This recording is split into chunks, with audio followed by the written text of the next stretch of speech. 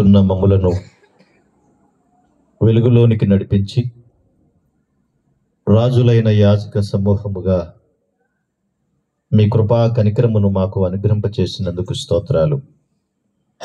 మీ సొత్తైన ప్రజలుగా బ్రతకడానికి మమ్మలను ఏర్పాటు చేసుకున్నందుకు కృతజ్ఞతలు.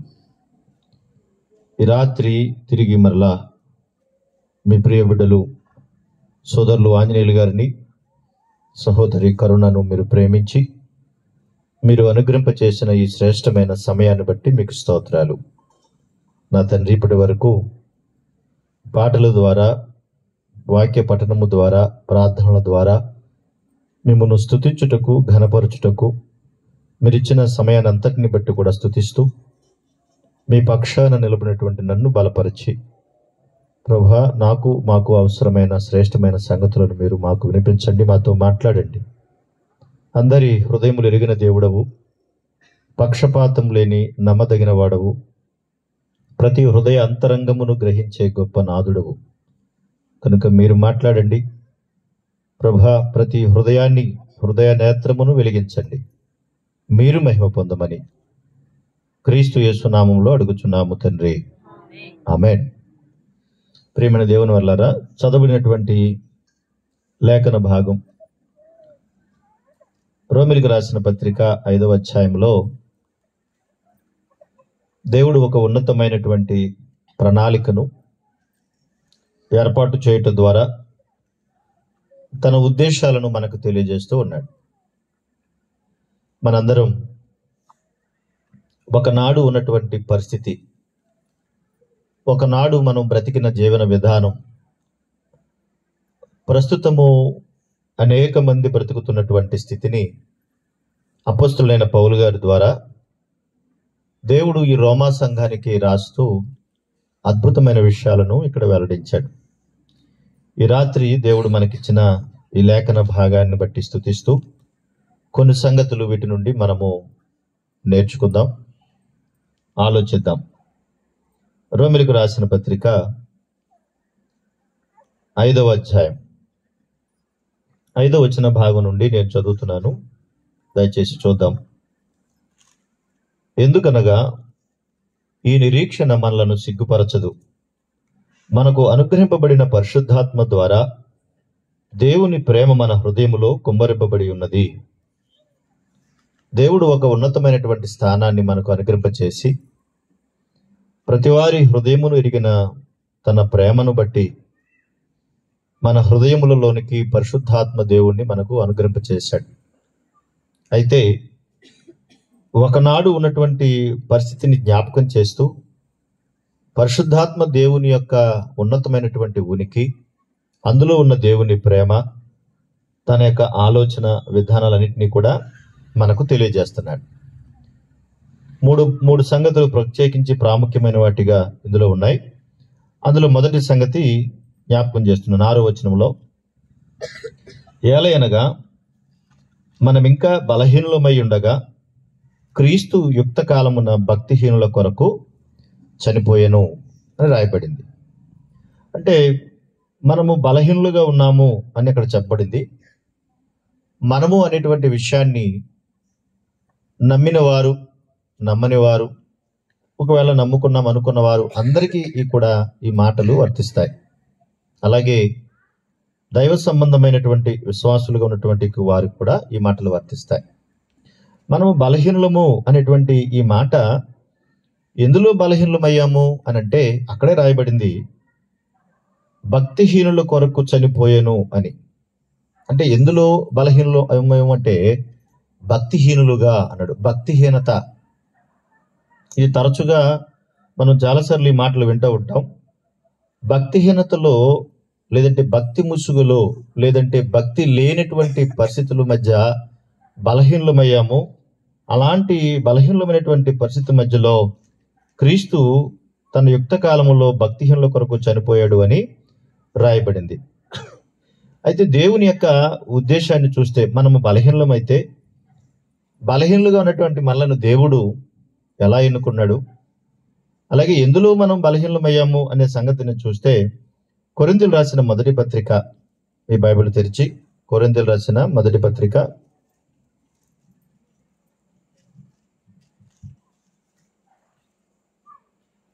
1వ అధ్యాయము 27వ వచన భాగం, 26 కూడా కొంచెం చదువుదాం. చదవండి ఎవరైనా. సహోదరులారా, మిమ్మును పిలిచిన పిలుపును చూడుడి, మీలో లోకరీతిని జ్ఞానులైనను ఘనులైనను గొప్ప వంశపు వారైనను అనేకులు పిలువబడలేదు గాని, ఏ శరీరయు దేవుని ఎదుట అతిశయింపకుండునట్లు జ్ఞానులను సిగ్గుపరచుటకు లోకములో నుండు వెర్రి వారిని దేవుడు ఏర్పరచుకున్నాడు. బలవంతులైన వారిని సిగ్గుపరచుటకు లోకములో బలహీనులైన వారిని దేవుడు ఏర్పరచుకుని ఉన్నాడు అంటున్నాడు. అంటే బలహీనులుగా ఉన్నాం మనము.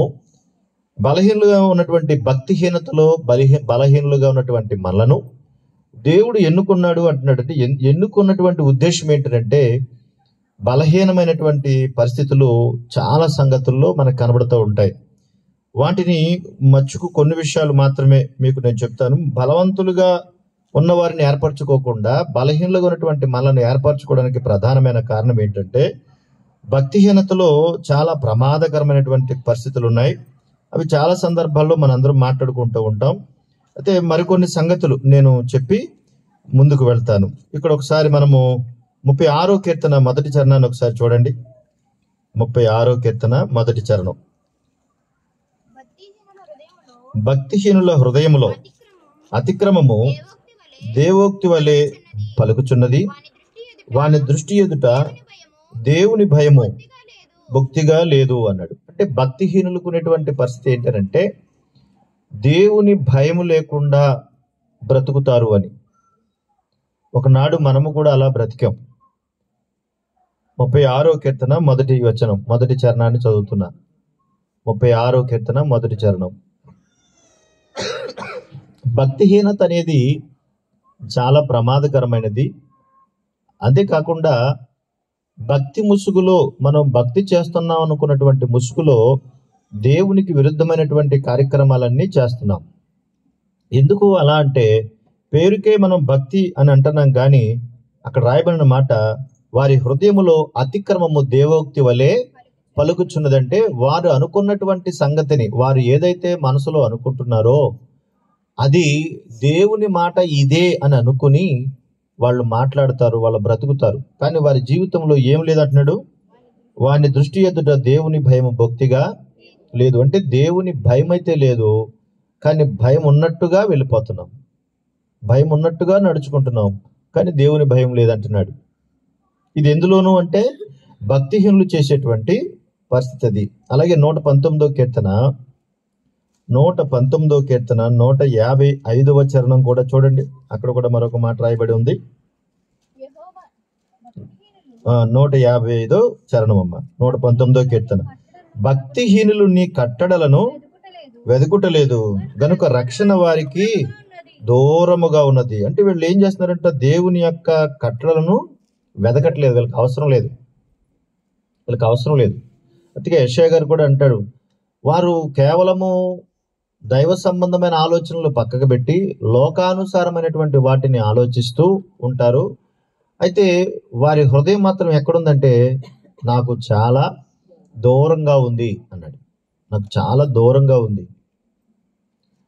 కానీ దేవుడు కోరుకునేది ఏంటి అంటే, పై పెదాల మేంచ చేసే ఆరాధన కాదు. ఏది కోరుకుంటాడైనా? ఏది? హృదయము కదా దగ్గరగా ఉండాల్సింది. కానీ హృదయమే దూరంగా ఉంటుంది. భక్తిహీనుల యొక్క హృదయం దూరంగా ఉంటుంది. అంతేకాదు, వారు దేవుని యొక్క కట్టడలను వెదికే పనిలో వాళ్ళు ఉండరు, అసలు ఆ ఉద్దేశాలు ఆలోచించరట. అందుకనే మనము బలహీనులము అనేటువంటి మాట రాయబడింది. ఎందులోనూ అంటే భక్తిహీనులతలో ఉండి రక్షణకు దూరంగా ఉండి బ్రతుకుతున్నటువంటి పరిస్థితులు ఉన్నాయి. ఇవి ఆ మాటలతో చెప్పడానికి ఇంకా చాలానే ఉంటాయి, కానీ అవి చెప్పడానికి వీలు పడదు. సామెతల గ్రంథము 15వ అధ్యాయం, సామెతల గ్రంథం 15వ అధ్యాయం 9వ వచన భాగాన్ని కూడా చూద్దాం ఒకసారి. భక్తిహీనుల మార్గము యెహోవాకు హేయము అన్నాడు. భక్తిహీనుల మార్గం ఏమోట? యెహోవాకు హేయము అన్నాడు. అంటే భక్తిహీనుల యొక్క దేవుని కట్టడలు వాళ్ళకి అవసరం లేదు, దేవుని యొక్క మార్గం వాళ్ళకి అవసరం లేదు, దేవుని భయం వారికి బొత్తిగా లేదు, వారి హృదయం ఎప్పుడు కూడా దేవునికి దూరంగా ఉంది అన్నాడు. ఇప్పుడు మరి దూరంగా ఉన్నటువంటి ఈ భక్తిహీనతలో నుండి బయటకు తీసుకుని వచ్చి తిరిగి వారిని మరలా భక్తి మార్గంలోనికి నడిపించాలంటే మరి అవసరమే కదా. భక్తి మార్గంలోనికి తిరిగి నడిపించాలంటే కావాలా వద్దా అది అంటే అవసరం కదా. అందుకని ఏమని చెప్తున్నాడంటే భక్తిహీనతలో ఉన్నటువంటి వారికి చాలా ప్రమాదకరమైనది. ఎందుకు అంటే వీళ్ళు అన్ని విషయాల్లో కూడా దేవుని దూరం పెడతారు కానీ దేవునికి దగ్గర అవ్వరు. అన్ని విషయాల్లో కూడా దేవుణ్ణి వ్యతిరేకిస్తారు కానీ దేవునికి దగ్గరగా రారు. మరలా దానికి ఏమని పేరంటే భక్తి అని పేరు పెట్టుకుంటారు. మీరు ఆలోచించాలి. బాగా మంచి ప్రార్థన చేస్తున్నానంటే అంటే నోటి మాటతో ప్రార్థన చేస్తున్నాం అంతే, నోటి మాటతో ఆరాధన చేస్తున్నాం, నోటి మాటతో ఉపవాసం ఉంటున్నాం, నోటి మాటతోనే అన్ని చేస్తున్నాం, కానీ భక్తికి దూరంగా ఉన్నామని చెప్పి దేవుడు అంటున్నాడు. ఇప్పుడు మీకు సందర్భాన్ని జ్ఞాపకం చేస్తాను, చూడండి ఒకసారి. పేతురు రాసిన రెండో పత్రిక, పేతురు రాసిన రెండో పత్రిక 2వ అధ్యాయం, పేతురు రాసిన రెండో పత్రిక 2వ అధ్యాయం 5వ వచన భాగాన్ని ఒకసారి చూడండి. మరియు ఆయన పూర్వకాలమందు లోకమును విడిచిపెట్టక భక్తిహీనుల సమూహం మీదకి జలప్రళయమును రప్పించినప్పుడు నీతిని ప్రకటించిన నోవహును మరి 7 కాపాడెను అంటున్నాడు. అంటే పూర్వకాలమందు అంటే నోవహు గారి కాలంలో భక్తిహీనుల మీదకి ఏమి రప్పించాడు దేవుడు? మాట్లాడండి. జలప్రళయాన్ని రప్పించాడు. ఎందుకు జలప్రళయం రప్పించాడు అంటే ముందు చెప్పినటువంటి మాటలే. దేవుని కట్టడలు వారికి అవసరం లేదు, వారు అనుకున్నది జరగాలి అంతే. అంటే భక్తి ముసుగులో వాళ్ళు దేవునికి విరుద్ధమైనటువంటి పనులన్నీ చేస్తున్నారు. అక్కడికి దేవుడు నోవహు ద్వారా సువార్త ప్రకటన చేశాడా లేదా? చేశాడు. ఆఖరికి తన కుటుంబంతో కలిసి సువార్తను అందించారు. కానీ దేవునికి దగ్గరగా ఉన్నామనుకుని వాళ్ళందరూ కూడా ఎల్లప్పుడూ చేసేది ఏంటంటే దేవునికి దూరంగానే ఉన్నారు. వారికి నచ్చినటువంటి జీవితాన్ని వాళ్ళు బ్రతికి ఈ బ్రతుకు బాగుంది నాకు ఇదే అనుకుని వెళ్ళిపోయారు. వాళ్ళు బలవంతులు అనుకున్నారు కానీ బలహీనులు. ఎందులో అంటే భక్తిలో. భక్తిహీనత అన్నారు దాన్ని. మనము కూడా అంతే. దేవుడు పైవేషాన్ని చూస్తాడా, అంతరంగాన్ని చూస్తాడా? చెప్పండి. దావీదు కనపడలేదంట, రాగానే దావీదు కనపడలేదు. ఎవరు కనపడ్డారు మరి? సమూయేలు వెళ్ళారు కదా కొమ్ము పట్టుకుని. రాగానే ఎవరు కనపడ్డారు సమూయేలుకి? వాళ్ళ అన్నలందరూ కనిపించారు ఎదురుగుండా కదా. కనపడగానే వాళ్ళందరినీ చూడగానే ఏమనుకున్నాడు? బా ఇంత ఎత్తున్నాడు, ఇంత అందంగా ఉన్నాడు, ఇంత లో ఉన్నాడు, చాలా బాగున్నాడు, రాజు అంటే ఇలాగే ఉండాలి, ఇతనే రాజు అని వాళ్ళు అనుకున్నారు. సమూయేలు కూడా అలా అనుకున్నాడు కదా. అనుకున్నాడా లేదా? తీరా అక్కడికి వెళ్ళినప్పుడు దేవుడు ఏమన్నాడు? నాయన నువ్వు పై రూపాన్ని చూస్తున్నావు కానీ నేను నువ్వు ఇప్పుడు ఎంతమందిని అయితే చూసే వాళ్ళు అందరూ రాజు అయితే కారు అన్నారు. ఇంకా ఆయనకి కూడా ఇసుకొచ్చింది. ఎవరు బాబు, ఇప్పటికి 7 చూశాను, ఇంకెవరైనా ఉన్నారా? ఈ 7 చూశాను రా బాబు, ఇంకెవరైనా ఉన్నారా అంటే వాళ్ళ నాన్న ఎవరు? యెషై. వాళ్ళ నాన్న ఏం చేశాడు తెలుసా? వీడు పనికిరానోడు, బాగా వినాలి, వీడు పనికిరాడోనుడు, దేనికి ఉపయోగం లేనోడు. ఇక్కడ ఉన్న వాళ్ళందరూ కూడా మంచి వాళ్ళు, వీళ్ళు మంచి ఎత్తరగా ఉన్నారు, మంచి అందంగా ఉన్నారు, మంచి బలంగా ఉన్నారు, వీళ్ళు నాకు కావాలి కానీ వీడెందుకు? వీడు గొర్రెలు కాసుకుంటే మంచిదని చెప్పేసి ఎక్కడ పంపారు? అడవిలోకి వెళ్ళి నువ్వు గొర్రెలు కాసుకోరా, నీకు ఉపయోగం లేదురా అన్నారు. ఇప్పుడు దేవుడు ఏం చేశాడు? ఏ గొర్రెలు అయితే కాసుకుంటున్నాడో వాడిని బయటికి తీసుకునిరా. నిజంగా దావీదు అలా గుమ్మాలో అడుగు పెట్టగానే సమూయేలుతో దేవుడు ఏమన్నాడు? ఇదిగో చూస్తున్నావు కదా, ఆయనే మహారాజు వస్తున్నాడు కదా, చూసావు కదా, ఏం చేయాలి ఇప్పుడు? నువ్వు ముందు అభిషేకించేయి అన్నాడు. మీకు ఏమర్థమైంది? లోకం వైపు చూస్తూ లోకానుసారంగా బ్రతుకుతున్న ఆ పరిస్థితి ఏమో భక్తిలాగా అనిపిస్తుంది. దేవుడు దాన్ని భక్తిహీనత అన్నాడు. మన దృష్టిలో కూడా ఏంటి? పొద్దున్నే లేవాలి, వాక్యం చదువుకోవాలి, పాట పాడాలి, ఉపవాసం ఉండాలి, మనం ఇదే కదా అనుకుంటాం. దేవుడు దేని చూస్తానంటున్నాడు? అంతరంగాన్ని చూస్తాడు. అంతరంగములో సరైనటువంటి స్థితి కావాలి. ఒకవేళ అక్కడ కూడా ఒకవేళ ఈ భక్తిహీనత అనేది మన లోపల ఉంటే దేవుడు అంటున్నాడు, ఆ బలహీనతలో నువ్వు ఉన్నావు, మరి ఎలా ప్రభా, దీన్ని ఏం చేయాలి ప్రభా, మరి దీని నుండి ఎలా బయటికి రావాలి ప్రభా అంటే అక్కడే రాయబడిన మాట చూడండి. ఇప్పుడు చూడండి 5వ అధ్యాయము చదువుమా. రోమిలకు రాసిన పత్రిక 5వ అధ్యాయము 6వ వచనం. ఎలాగనగా మనం ఇంకా బలహీనులమై ఉండగా క్రీస్తు యుక్త కాలమున బలహీనుల కొరకు, భక్తిహీనుల కొరకు చనిపోయెను. చూసారా, నీతిమంతుని కొరకు సహితం ఒకడు చనిపోవుటరదు గాని మంచివాని కొరకు ఎవడైనా ఒకవేళ తెగింపవచ్చును అన్నాడు. భక్తిహీనుల కొరకు ఎవడైనా చనిపోయినోడు ఉన్నారా? మాట్లాడరే. భక్తిహీనుల కొరకు ఎవరైనా చనిపోయిన ఉన్నారా? మీరు బలహీనులుగా ఉన్నారు. ఎందుకంటే భక్తిహీనులుగా ఉన్నారు.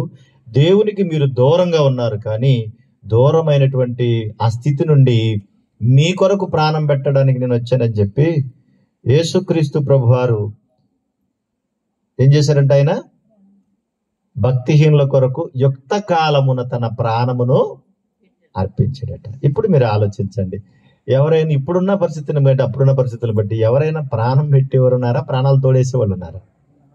ఇంట్లో ఉన్న వాళ్ళైనా కనీసం పోనీ, మరి మీ నాన్న కొరకు నువ్వు ప్రాణం పెడతావని కొడుకుని అడిగి చూడండి, పెడతాడా? పోనీ తండ్రిని అడిగి చూడండి, పెడతాడా? పెట్టరు. ఒకవేళ నీతిమంతుని కొరకు ఏమన్నా చనిపోవడానికి తెగిస్తారేమో అంటున్నారు. కానీ ప్రాణం పెట్టే అంత ప్రేమ ఎవరికి లేదు. ఇప్పుడు మనం ఆలోచిద్దాం. మనము భక్తిహీనులము, బలహీనతలో ఉండి మనం భక్తిహీనులం అయిపోయాం. కానీ మన కొరకు ఎవరు ప్రాణం పెట్టారట?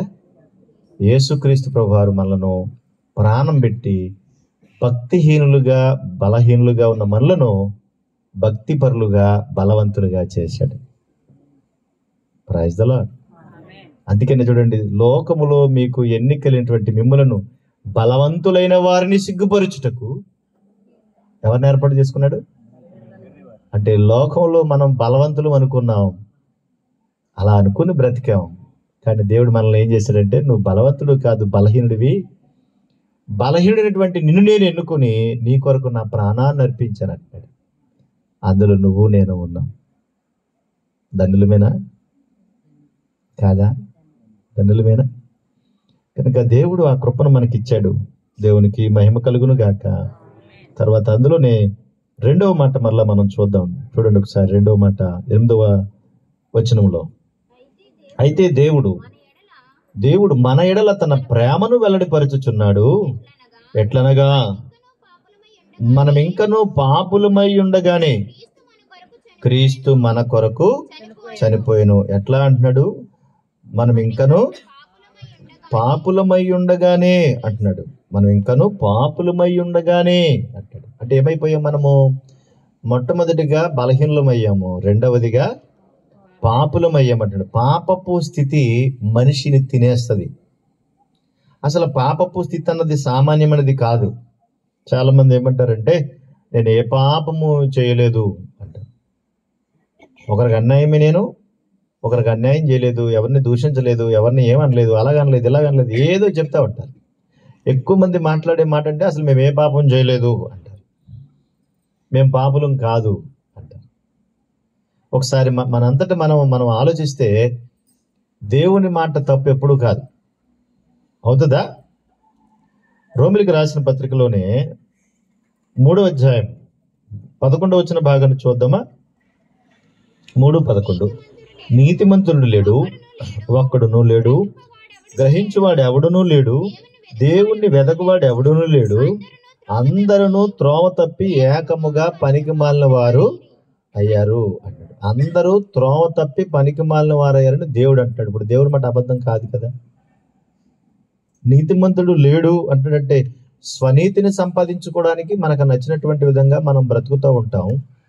మీరు పాపులయ్యారు అని దేవుడు అంటున్నాడు. నేను కాదు అని అనడానికి అవకాశం లేదు. దేవుణ్ణి ప్రశ్నించే అవకాశమే లేదు. దేవుణ్ణి ప్రశ్నించే అవకాశం లేదు. ఎందుకంటే దేవుడు ఆయన సృష్టికర్త గనక, సర్వశక్తిమంతుడు గనక, సర్వవ్యాపి గనక, సర్వజ్ఞాని గనక దేవుని చిత్తానుసారంగా ఆయన ఏదైనా చేయగలుగుతాడు. కానీ ఆయన ప్రశ్నించేటువంటి హక్కు మన ఎవరికి లేదు.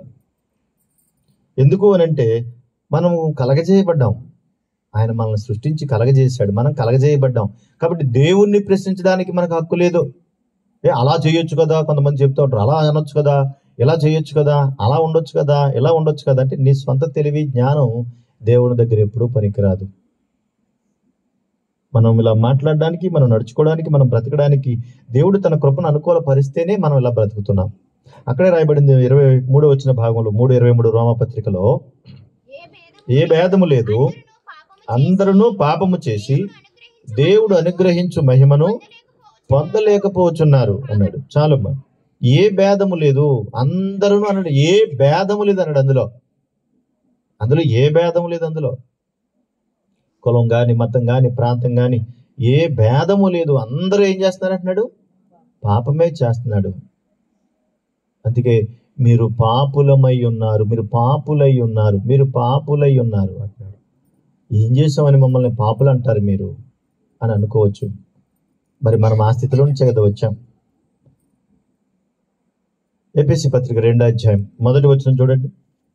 ఎఫెసీ పత్రిక 2వ అధ్యాయం 1వ వచనం, మీ అపరాధముల చేతను పాపముల చేతను మీరు చచ్చిన వారై ఉండగా ఆయన మిమ్మును క్రీస్తుతో కూడా బతికించెను అంటాడు. మీ అపరాధముల చేత, మీ పాపముల చేత మీరేమైపోయారు అంటున్నాడు? చచ్చిన స్థితిలోకి వెళ్ళిపోయామంట. మనం చచ్చిన స్థితిలోకి.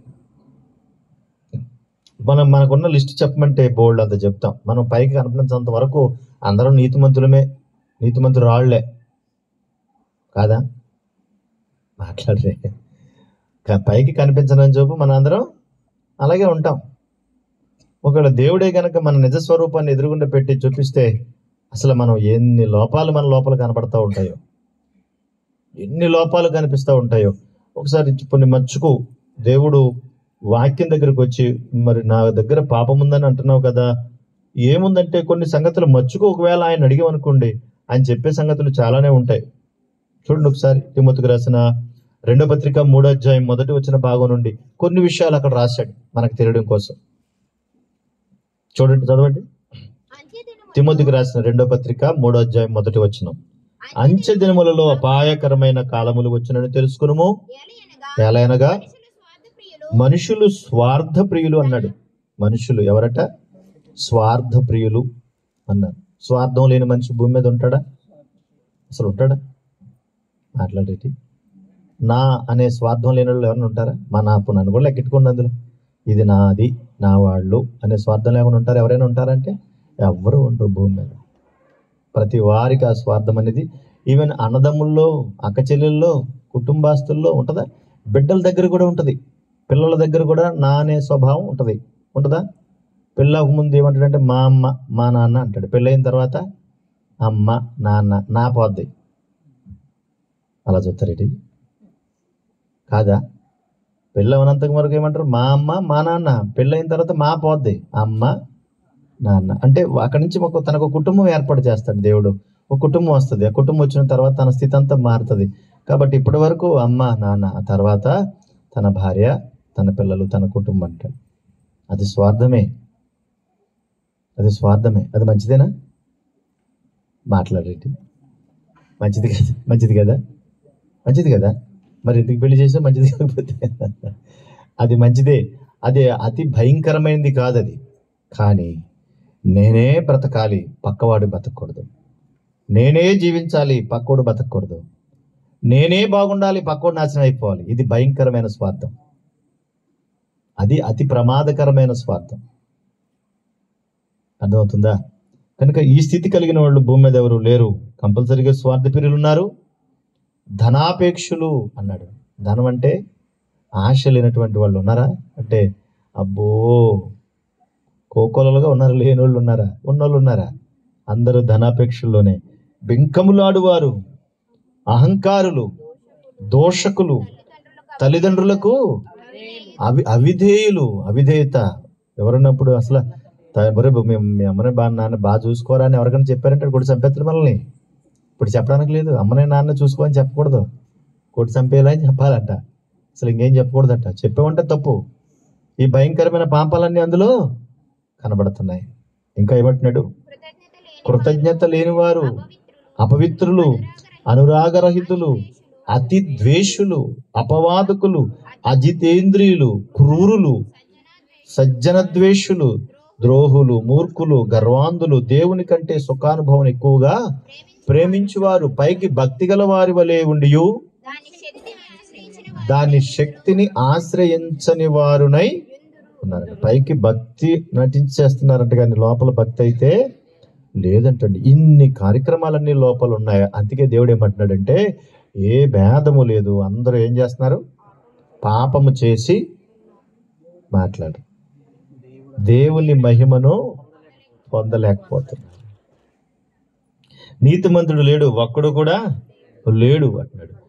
లేదు లేదు, నేను చాలా గొప్పవాడిని, అన్నీ చేస్తాను, నేను మంచివాడిని అని ఒకవేళ మంచిదని ఒకవేళ మనం అనుకుంటే దేవుడు అంటాడు, యోహాను రాసిన మొదటి పత్రిక 3వ అధ్యాయం, యోహాను రాసిన మొదటి పత్రిక 3వ అధ్యాయం 4వ వచన భాగంలో ఇలా రాయబడి ఉంది, పాపము చేయు ప్రతివాడును ఆజ్ఞను అతిక్రమించును, ఆజ్ఞాతిక్రమమే పాపము అన్నాడు. చూసారా, ఆజ్ఞాతిక్రమమే పాపము. దేవుని మాట వినకపోవడమే పాపం.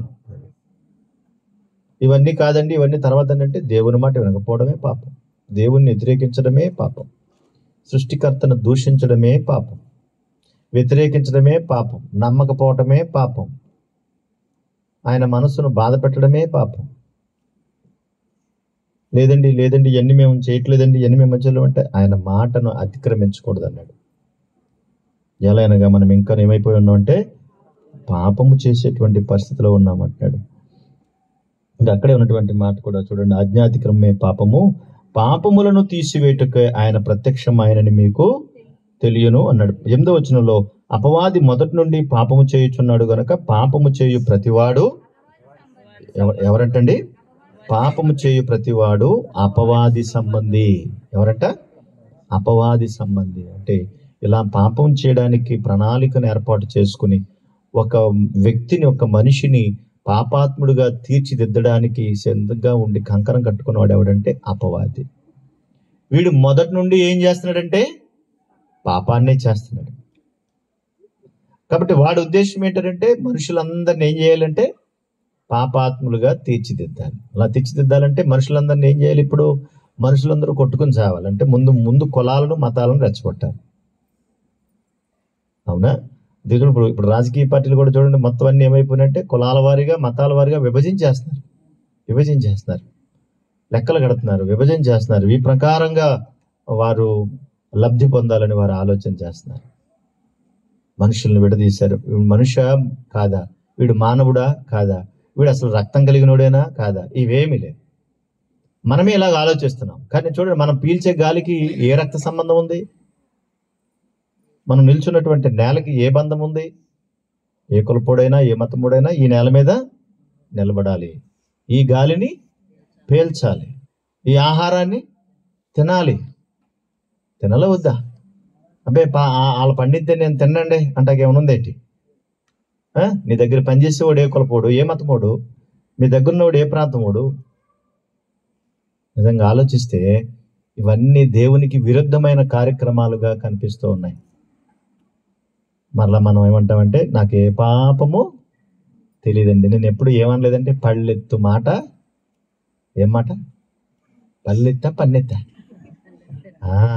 అసలు ఏ మాట ఎప్పుడు ఏమనవండి. నాకు అసలు ఏమీ తెలియదండి. గొప్ప నటన కదా, అదంతా నటన కదా. ఇంత గొప్ప నటనాచారిని నిన్ను ఎదురుగుండా నుంచోబెట్టి నిన్ను స్కానింగ్ చేసినట్టుగా దేవుడు స్కాన్ చేస్తే ఎన్ని లోపాలు బయటకు వస్తాయో. ఆ లోపాలన్నిటి ద్వారా దేవుని యొక్క ఉగ్రతను తెచ్చుకుంటున్నాం. పిల్లలు అక్కడ ఏమంటున్నాడు? మరి ఇంత భయంకరంగా మన స్థితి ఉంది కదా, అదే రోమిలికి రాసిన పత్రిక 5వ అధ్యాయంలో, ఎలాగనగా మనం ఇంకను పాపులమై ఉండగా క్రీస్తు మన కొరకు చనిపోయిన అంటున్నాడు కదా. ఎందుకు ఇదంతానంటే దేవుడు, అక్కడ రాయబడినటువంటి మాట, దేవుడు మన ఎడల తన ప్రేమను వెల్లడిపరుచుచున్నాడు అంటే ఈ పాపపు స్థితి నుండి బయటకు తీసుకొని రావడానికి దేవుడు తన ప్రేమను వెల్లడి చేసి పాపము నుండి మనల్ని పరిశుద్ధతలోనికి నడిపించడానికి తన ప్రేమను వ్యక్తం చేశాడు, తన ప్రేమను కనుపరిచాడు, తన ప్రేమను మనకు చూపించాడు. ఒకవేళ దేవుడు ఆ ప్రేమనే కనుక ఒకవేళ మనకు చూపించకపోతే మనం ఎప్పుడో అయిపోయేవాళ్ళం. అందుకే యేసుక్రీస్తు ప్రభువారు రాగానే ఆయన సువార్త ప్రకటన మొదలుపెట్టిన మరుక్షణం అని చెప్తున్నటువంటి మాటల్లో కొన్ని మాటలు నేను చెప్తాను చూడండి ఒకసారి.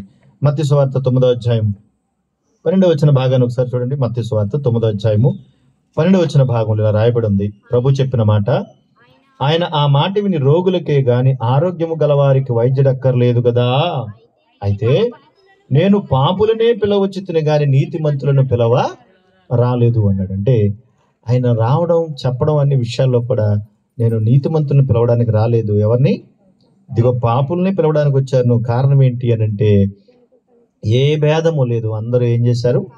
పాపం చేశారు. నువ్వు ఒప్పుకున్నా ఒప్పుకోపోయినా నువ్వు పాపి అని బైబిల్ చెప్తుంది. కనుక ఆ పాపపు స్థితి నుంచి బయటకు తీసుకుని రావడానికి యేసుక్రీస్తు ప్రభు వారి లోకానికి వచ్చారు. వచ్చిన తర్వాత ఆయన అంటున్నాడు కదా, ఇదిగో నేను పాపుల్నే పిలవచ్చుతని కానీ నీతిమంతులు నేను పిలువ రాలేదు అన్నాడు. అంటే పాపము నుండి ప్రతి మనిషిని కూడా బయటకు తీసుకొని రావడానికి దేవుడు తన ప్రేమను చూపించాడు. మనకి ఏ అర్హత లేదు, ఏ యోగ్యత లేదు, ఏ అర్హత లేదు, తన ప్రేమను చూపించాడు అంతే మనకి.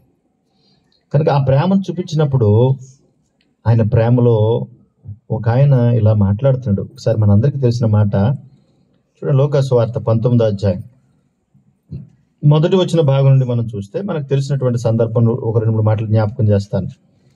చూడండి, ఈ బైబిల్ ఆయన సంచరించుచు ఎరుకో పట్టణములో ప్రవేశించి దాని గుండా పోవచ్చుండెను. ఇదిగో సుంకపు గుత్తదారుడును ధనవంతుడైన జక్కయ్య అని పేరు గల ఒకడు యేసు ఎవరో అని చూడగోరెను. పొట్టివాడనందున జనులు గుంపుగూడి ఉండటం వలన చూడలేక పోయాను. ఇక్కడ జక్కయ్య అనేటువంటి ఒక ఆయన, ఇతను ధనవంతుడు, సుంకపు గుత్తదారుడు. ధనవంతుడు, సుంకపు గుత్తదారుడు. ఇతను అనేకమైనటువంటి వడ్డీ వ్యాపారాలు చేస్తూ ప్రజల దగ్గర పన్ను సుంకం వసూలు చేస్తూ ధనాన్ని కూడగొట్టుకోవాలన్నటువంటి ఉద్దేశంతో అప్పటి వరకు కూడా తన జీవితం అంతా కూడా దాని కొరకే వెచ్చించి తిరుగుతున్నటువంటి ఇతను ప్రజల్లో ఇతనికి ఏమని పేరు వచ్చిందంటే ఈడు భయంకరమైనటువంటి పాపి అని పేరు వచ్చింది. ఎవరికి? ఈ జక్కయ్య అనే వ్యక్తికి.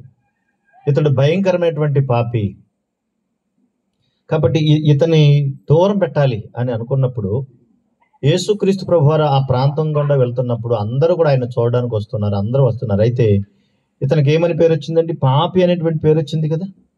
అందుకని ఇతన్ని చూడగానే అందరూ అసహ్యించుకోవటం, ఎవరు కూడా దగ్గరికి రానివ్వకపోవటం, ఇలా చేయటం వల్ల తన దగ్గర రావడానికి అవకాశం లేకుండా పోయి దానివల్ల ఏం చేశాడంటే ఏదో రకంగా యేసుక్రీస్తుని చూడాలన్నటువంటి ఆశ వలన ఆ దారిలో ఉన్నటువంటి చెట్టు, మేడి చెట్టుని ఎక్కొచ్చాడు. మనకి తెలుసు మేడి చెట్టు గురించి ఒక చిన్న పద్యం. ఏంటి? ఎవరికి? మేడి పండు చూడ అమ్మయ్య, మేడి పండు చూడ మేలిమయ్యుండు, పొట్ట విప్పి చూడ పురుగులుండు అని అన్నారు కదా. ఇప్పుడు ఆ మేడి చెట్టు ఎక్కాడు. నిజంగా ఆ దారిని వెళ్తున్నటువంటి ప్రభు అందరూ అతని దగ్గరికి రాకూడదు, అతను చూడకూడదు, అతని వైపు వెళ్ళకూడదు అనుకుంటే అతని దగ్గరికి వచ్చి పిలుస్తున్నాడు. జక్కయ్య, నువ్వు త్వరగా దిగు, నేను మీ ఇంటికి రావాలనుకుంటున్నాను అని. నాకు ఈ సందర్భంలో బాగా నచ్చిన సందర్భం ఏంటంటే అప్పటి వరకు కూడా లోకానుసారంగా బ్రతుకుతూ లోకంలో ఉన్నటువంటి మనిషి ప్రభు యొక్క ప్రేమను కూర్చున్నటువంటి ఆ పిలుపు వినగానే తనను తాను మైమర్చిపోయాడు, తన స్థితిని మర్చిపోయాడు. అది ఎంత అద్భుతంగా ఉంటుందంటే అప్పటి వరకు తనకున్నటువంటి లేదంటే అలవాటు ఏంటి అంటే ఎవరింటికి వెళ్ళాలి, ఎవరిని దోచుకోవాలి, ఎంత పన్ను వసూలు చేయాలి, ఇంటికి ఎంత వడ్డీ కట్టాలి, ఎంత తిప్పాలి, ఎంత లాగాలి, ఇది ఒకటే ఆశ. కానీ ప్రభు చూచి ప్రభు యొక్క పిలుపు వినగానే తను మైమర్చిపోయాడు. భయంకరమైన పాపి అని ముద్రపడింది. ఎవరు కూడా నాతో మాట్లాడేటువంటి పరిస్థితి లేదు, నన్ను పట్టించుకున్నటువంటి వాళ్ళు లేరు. కానీ ఈరోజు ప్రభు ఏం చేశాడు? నన్ను నా పేరు పెట్టి పిలిచాడు అనేటువంటి ఆ ఆనందంతో నిజంగా ఆ చెట్టు మీద నుండి గబగబ దిగాడు. దిగిన తర్వాత ప్రభు అన్నాడు, నేను మీ ఇంటికి రావాలనుకుంటానంటే చూడండి. అప్పుడు ప్రజలందరూ అనుకుంటున్నారంట, 7వ వచనం చూడండి, ప్రజలందరూ ఏమనుకుంటున్నారు? అందరూ అది చూచి ఈయన పాపి అయిన మనుషుని యొద్ద బస చేయ వెళ్ళనని చాలా సనుక్కొనిరి. చూడండి, ఇప్పుడు బాగా ఆలోచించండి. మనుషులందరూ ఏం ఆలోచిస్తారంటే గొప్ప గొప్ప వాళ్ళకి ఇంటికి వెళ్ళాలనుకుంటారు. ఎవరింటికి వెళ్ళాలనుకుంటారు? గొప్ప వాళ్ళ ఇంటికి వెళ్ళాలి. వీళ్ళ ఇంటికి వెళ్ళామంటే మనకి ఎంతో కొంత దొరికిద్ది, ఎంతో కొంత మంచి ఆహారం దొరుకుతుంది, మంచి వస్తువులు దొరుకుతాయి, మనకు కాస్త విలువ ఉంటుంది. మనం మనకన్నా బాగా దిగజారిపోయిన ఇంటికి వెళ్ళాం అనుకో, మనం ఏమైపోతాం? బలహీనం అయిపోతాం మనం. అబ్బో, మనకు అసలు మన ప్రెస్టేజ్ పోతుంది, ప్రెస్టేజ్ పోద్ది అనుకోండి. నీ ప్రెస్టేజ్, మనుషుల ప్రెస్టేజ్ దేనివల్ల అంటే ధనం వల్ల, వాళ్ళకున్న హోదా వల్ల వస్తుందని వాళ్ళ ఉద్దేశం. విచిత్రం ఏంటి తెలుసా?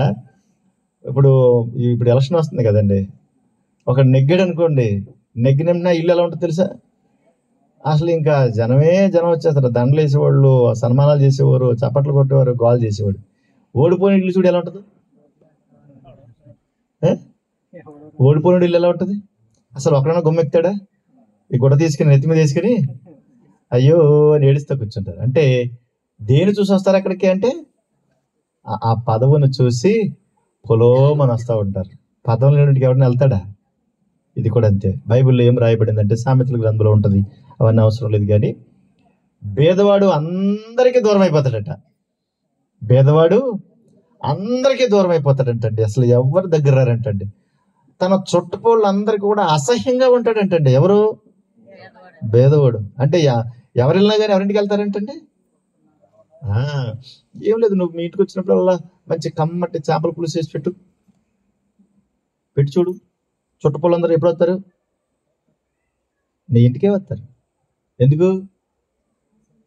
ఆ చేపల పులుసుకే బాగా వండి పెడతావు అని ఆ చేపల పులుసుకే గట్టిగా గొడ్డు కారం వేసి పెట్టావు రోజు, మళ్ళీ నీ గుమ్మ ఎక్కుతారేమో చూడు. అసలు బాబా నీకు దండం బాబా, మీ ఇంటికి ఎప్పుడు రామంటారు. అంటే మనుషులు ఏంటంటే వారికి నచ్చిన రీతిని కోరుకుంటూ వెళ్తూ ఉంటారు. మనుషులందరూనేమో జక్కయ్యను అసహ్యించుకుంటున్నారు, కానీ ప్రభు మాత్రం జక్కయ్య నేను ఈరోజు మీ ఇంట్లో ఉండాలనుకుంటున్నానయ్యా అని అనగానే తను మహిమర్చిపోయాడు.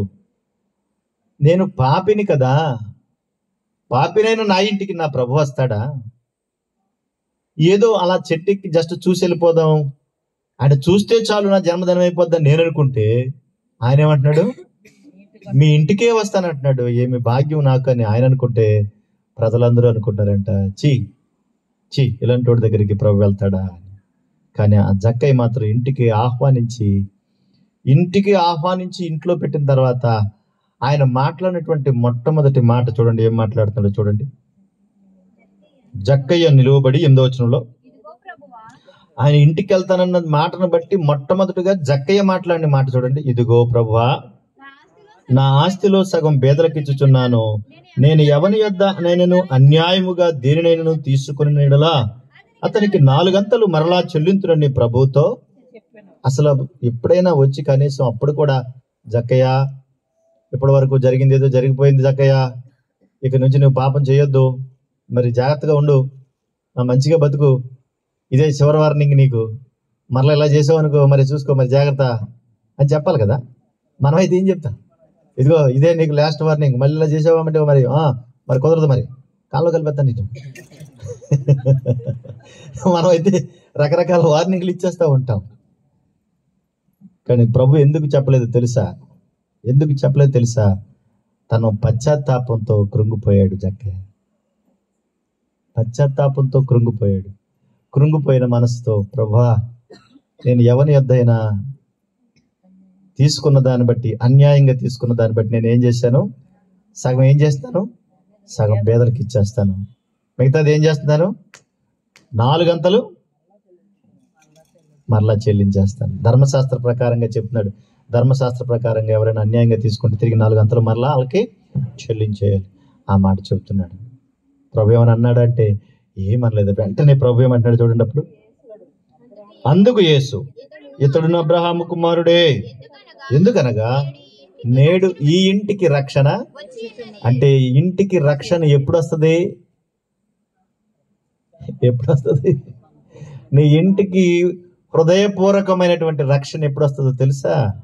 నీ హృదయంలో మార్పు వచ్చినప్పుడు, నీ హృదయంలో మారు మనసు వచ్చినప్పుడు, అయ్యో నేను పాపిని ప్రభువా అనేటువంటి పశ్చాత్తాపం నీకు కలిగినప్పుడు. అమ్మా వదిలేయమ్మా, నువ్వు నీకు ఆ పశ్చాత్తాపం కలిగినప్పుడే దేవుని యొక్క మనస్సు నిన్ను అంగీకరిస్తుంది, నీకు ఆహ్వానం ఇస్తుంది. హృదయపూర్వకమైనటువంటి ఆనందం కూడా అప్పుడే మనకు కలుగుతుంది. అందుకే బైబిల్లో ఇలా రాయబడి ఉంటుంది, దొంగిలించిన నీళ్లు తీయగా ఉంటాయంట, తర్వాత చేదైపోతాయంట. అప్పుడు ఏమనిపిస్తాయంట? దొంగిలించిన నీళ్లు దాని ప్లేస్లో ఏదైనా పెట్టుకోండి, ముందు తీయగా ఉంటాయి, తర్వాత ఆ పాపం నిన్ను చుట్టుకుంటుంది, నీ జీవితకాలం అంతా అది వేధిస్తూ ఉంటుంది. ఈ రోజు కాకపోయినా రేకపోయినా సరే అది నీకు, నీ పిల్లలకి, నీ సంతానానికి 4 తరముల వరకు అది విస్తరిస్తుంది. ఏ పాపం చేసామో ఏంటో, ఇది నన్ను పట్టుకుంది, నన్ను ఏడిపించేస్తుంది అనుకుంటావు. ఇప్పుడు నేను మారిపోయాను కదా అని నువ్వు అనుకుంటావు, అయ్యో అని, పర్వాలేదులే అని అనుకుంటావు. కానీ ఇది మాత్రం నిన్ను వెంటాడుతుంది, నిన్ను ఇబ్బంది పెడుతుంది, 4 తరాల వరకు అది నిన్ను హింసిస్తుంది. అందుకే నిజమైనటువంటి పశ్చాత్తాపం అది మారు మనస్సును కలగజేస్తుంది. ఆ మారు మనస్సు పాపము నుండి విడుదల కలగజేస్తుంది. అందుకే ప్రభువు అంటున్నాడు, ఇతడును అబ్రహాము కుమారుడే, నేడు ఈ ఇంటికి ఏమొచ్చింది? రక్షణ వచ్చింది. అంతేకాకుండా నశించిన దానిని వెదకి రక్షించుటకు మనిషి కుమారుడు వచ్చును, నీ లోకమునకు వచ్చునని అమ్మా అతనితో చెప్పాను. నశించిన దానిని వెదకి అన్నాడు. అందుకే నేను పాపులనే పిలువచ్చుతని కానీ నీతిమంతులను పిలువ రాలేదు అంటే ఎవరిని పిలిచాడంట ఆయన? ఇప్పుడు జక్కయ్య పాపే కదా, మరి తన ఇంటికి వెళ్తే అతను ఏమయ్యాడు? పరిశుద్ధుడయ్యాడు, రక్షించబడ్డాడు. తన జీవిత విధానంలో తన యొక్క ఉన్నతమైనటువంటి స్థితిని సంపాదించుకున్నాడు. మీరు ఆలోచించాలి, ఎంత గొప్ప భాగ్యం అది. ఇప్పుడు రండి మరలా రోమపత్రిక 5వ అధ్యాయం, రోమపత్రిక 5వ అధ్యాయం, రోమపత్రిక 5వ అధ్యాయం చదువు 8వ వచనం. అయితే దేవుడు మన యెడల తన ప్రేమను వెల్లడిపరుచుచున్నాడు, ఎట్లనగా మనం ఇంకనూ పాపులమై ఉండగానే క్రీస్తు మన కొరకు ఏం చేశాడట? చనిపోయాను. అంటే భక్తిహీనులుగా ఉన్నప్పుడేమో భక్తిహీనుల కొరకు చనిపోయాడు, పాపులుగా ఉన్నప్పుడేమో పాపుల కొరకు కూడా ఏం చేశాడు? ఆయన చనిపోయాడు. చూసారా, ఎటు చూసినా ఆయన ప్రాణాన్ని పెట్టాడు, ప్రాణాన్ని అర్పించాడు. ఆ కింద మాటలు మనం చదువుకుంటే, కాబట్టి ఆయన రక్తం వలన ఇప్పుడు నీతిమంతులుగా తీర్చబడి మరింత నిశ్చయముగా ఆయన ద్వారా ఉగ్రత నుండి రక్షింపబడుదుము అని. రక్షింపబడుదుము అంటే ఒక చక్కటి స్థితిని దేవుడు అనుగ్రహింపచేశాడు. 2 మాటలు చెప్పాను. ఇప్పుడు 3వ మాటకు వద్దాం. 10వ వచనంలో, ఎలా అనగా శత్రులమై ఉండగా ఆయన కుమారుని మరణము ద్వారా మనము దేవునితో సమాధానపరచబడిన యెడల సమాధానపరచబడిన వారమై ఆయన జీవించుట చేత మరి నిశ్చయముగా రక్షింపబడుదుము అన్నాడు. ఎలా అనగా మనం ఏమయ్యామంటున్నాడు? శత్రులమై ఉండగా అంటే మనము శత్రులమయ్యాం. మొట్టమొదటిగా మనం బలహీనమయ్యాం. ఎందులోనంటే భక్తిహీనతలో. ఆయన కూర్చోబెట్టావని అటు తిరగన కూర్చోబెట్టి. ఆ తర్వాత 2వ మాటలు ఏమన్నామంటే మనం పాపులమయ్యాము. ఎట్లా అంటే దేవునికి విరుద్ధంగా బ్రతుకుటలో. ఇప్పుడు 3వ మాట ఏంటంటే మనము శత్రువులమయ్యాము. ఎట్లా అంటే మరి క్రీస్తుకు వ్యతిరేకంగా బ్రతకడం వల్ల, క్రీస్తుకు దేవునికి వ్యతిరేకంగా బ్రతకటం వల్ల. ఎలాగా అంటే బలహీనమయ్యి ఆయనతో శత్రుత్వాన్ని పెంచుకున్నాం, ఇటు పాపం చేసి ఆయనతో శత్రుత్వాన్ని పెంచుకున్నాం. ఆ విధంగా మనం ఏమయ్యామంటే శత్రులం అయిపోయాం. ఇప్పుడు ఈ శత్రుత్వాన్ని బట్టి మనం ఎట్లా దీన్ని, దేవుడు ఏం మాట్లాడుతున్నాడు దీని గురించి అని ఒకవేళ మనం కొన్ని విషయాలు మనం ఆలోచిస్తే, యాకోబు పత్రిక 4వ అధ్యాయం, యాకోబు పత్రిక 4వ అధ్యాయము 4వ వచన భాగాన్ని మనం చదువుకుందాం. మరలా, వ్యభిచారులారా, ఈ లోక స్నేహం దేవునితో వైరమని మీరు ఎరుగరా? కాబట్టి ఎవడు ఈ లోకముతో స్నేహము చేయగోరునో వాడు దేవునికి శత్రువగును అన్నాడు. ఎవడు ఈ లోకముతో స్నేహము చేస్తాడో వాడు ఏమవుతాడు? దేవునికి శత్రుడు. లోకంతో స్నేహం చేస్తే దేవునికి శత్రుత్వం ఎందుకు అయిపోవాలా చెప్పండి? లోకంతో మనం స్నేహం చేస్తే దేవుడు అంటున్నాడు, లోకంతో నువ్వు స్నేహం చేసావు అనుకో నువ్వు నాకు శత్రువే అంటున్నాడు. శత్రువు అంటే అసలు పడదు కదా ఇంక మనకి. అందులో దేవుడికి శత్రువు అయిపోతే మనం రక్షించేవాడే మన శిక్ష వ్యక్తి ఇంకెవరితో చెప్పుకుంటాం? అంటే తప్పు చేసావు అనుకోండి, నానే కదా మనల్ని కాపాడతాడు. ఇప్పుడు నానే కూడా చంపేస్తాడు అనుకోండి, ఇంకెవరు చెప్పుకోవాలి? అర్థమైందా లేదా? నాన్నతోనే కదా మనం మంచిగా చెప్పుకుంటాము. ఇప్పుడు ఆ నానే మనకు శిక్ష వేసాడు, ఇంకెవరు చెప్పుకుంటాం? ఇంక దిక్కుంటుందా? ఇప్పుడు అదే అంటున్నాడు ఆయన, మీరు లోకంతో స్నేహం చేస్తే నాకు మీరు శత్రువులు అయిపోతారు. అదేంటి ప్రభా, ఎందుకని మేము శత్రువులు అవుతాం ప్రభా అంటే, చూడండి యోహాన్ రాసిన మొదటి పత్రిక 2వ అధ్యాయం. మేము ఎందుకు శత్రువులు అవుతాం ప్రభా అని ఒకవేళ మనం అడిగితే 15 వచ్చిన చూడండి, 2:15. ఈ లోకమునైనను లోకములో ఉన్న వాటినైనను మీరు ప్రేమించొద్దు. ఎవడైనను లోకమును ప్రేమించిన ఎడల తండ్రి ప్రేమ వానిలో, లోకాన్ని ప్రేమిస్తే తండ్రి ప్రేమ మీలో ఉండదు. లోకాన్ని ప్రేమిస్తే నువ్వు నాకు శత్రువు అయిపోతావు, నువ్వు లోకాన్ని ప్రేమించడానికి వీల్లేదు అంటున్నాడు దేవుడు. అదేంటి ప్రభా అని అంటే అక్కడ చెప్తున్న మాట, లోకములో ఉన్నదంతయు అనగా శరీరాశ, నేత్రాశ, జీవపుడంబము తండ్రి వలన పుట్టినవి కావు అంటున్నాడు. లోకాన్ని ఎందుకు ప్రేమించకూడదంటే లోకంలో ముఖ్యంగా 3 ఉన్నాయి నాయనా అంటున్నాడు. ఏమున్నాయి? శరీరాశ, నేత్రాశ, జీవపుడంబం అన్నాడు. ఈ 3 ఉంటే దేవునికి ఏమవుతాం అంటున్నాడు? శత్రులు అవుతాం. శరీరాశ, నేత్రాశ అంటున్నాడు. చూడండి, మనం ఆదాము హవ్వల దగ్గరికి వెళ్ళాం అనుకోండి, హవ్వ ముందుగా చూసింది ఎవరిని? ఇది తినొద్దు మీరు, జాగ్రత్త అనగానే ఏం చేసింది? ఏదైతే తినొద్దు అన్నాడో అక్కడికి వెళ్ళి అదే తిన్నది కదా. లోకములో ఉన్నదంతయు అన్నాడు. శరీరాశ అంటే శరీర సంబంధమైనటువంటి కోరికలు, వ్యసనాలు. ఇవి సామాన్యమైనవి అంటే సామాన్యమైనవి కాదు, ఇవి చాలా ప్రమాదకరమైనవి. ఈ ప్రమాదకరమైన వాటిని గురించే ఇవన్నీ కూడా లోకంలో ఉన్నాయి. ఇవి తండ్రి వలన పుట్టినవి కావు. ఇవి తండ్రి వలన పుట్టలేదు, ఇవి తండ్రి వలన పుట్టలేదు. మరి ఎలా వచ్చినాయి అంటే లోక సంబంధమైనవి, లోకంలో ఉన్న వాడి ద్వారా అది వచ్చాయి అంటున్నాడు. ఒకసారి మత్తయి సువార్త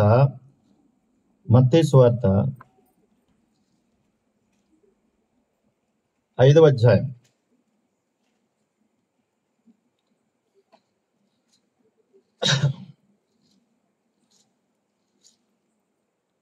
దానికి ముందుగా 15వ అధ్యాయం చూద్దాం. మత్తయి సువార్త 15వ అధ్యాయం.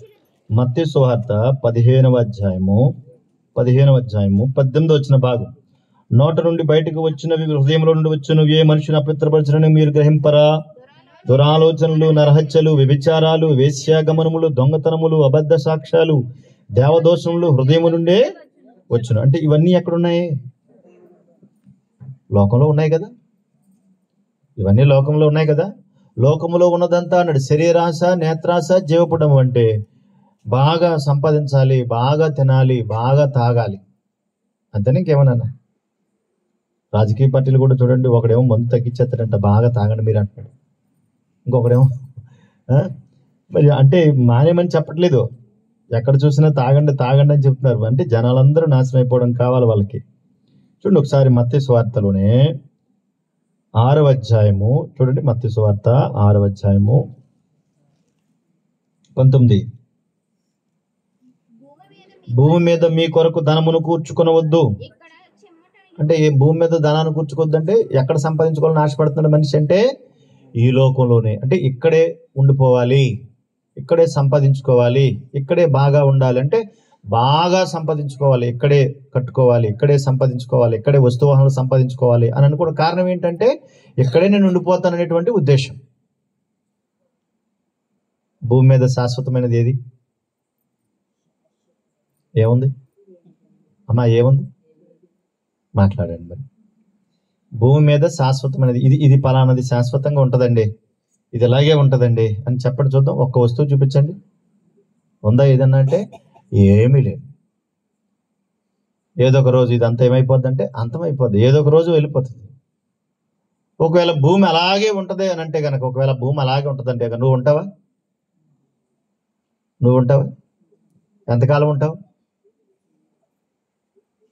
ఎంతకాలం ఉంటావు? నేను 100 సంవత్సరాలు గ్యారంటీ ఇవ్వండి అని ఎవరైనా చెప్పగలరా? బల్లగుద్ది చాలా మంది చెప్పారు. ఆ చెప్పిన వారానికో, నెలకో, 2 నెలలకో చచ్చిపోయారు. చెప్పారు, కొంతమంది చెప్పారు నేను ఉంటానండి అని. అన్న 6 నెలలు తిరగకుండానే చచ్చిపోయారు. అంటే భూమి మీద ఏది గ్యారంటీగా ఉండేది లేదు, ఏదీ లేదు. ఒకవేళ భూమి ఇంకా ఇలా ఉంది కదండి అంటే, ఒకవేళ భూమి అలా ఉంది, నువ్వు ఉండవేమో. మరి ఇవన్నీ ఏంటంటే బతికినంత కాలం ఉండడానికి, అంతే. చిన్న గూడు, బతికినంత కాలం ఏదో ఒక నీడ ఉండాలి. ఆహారం బతికినంత కాలం తినాలి కాబట్టి ఉండాలి. దుస్తులు బ్రతికినంత కాలం ఉండాలి కాబట్టి, ధరించుకోవాలి కాబట్టి ఉండాలి. తగు మాత్రం అన్నాడు దేవుడు దాన్ని. ఏంటంటే అది తగు మాత్రం, అంతకుమించి మనకు అవసరం లేదన్నట్టు. అందుకే ప్రభువారు ఏం చెప్తున్నాడు అక్కడ చూడండి, నీ ధనం ఎక్కడ ఉండునో, 21, నీ ధనం ఎక్కడ ఉండునో అక్కడే నీ హృదయం ఉండునో అన్నాడు.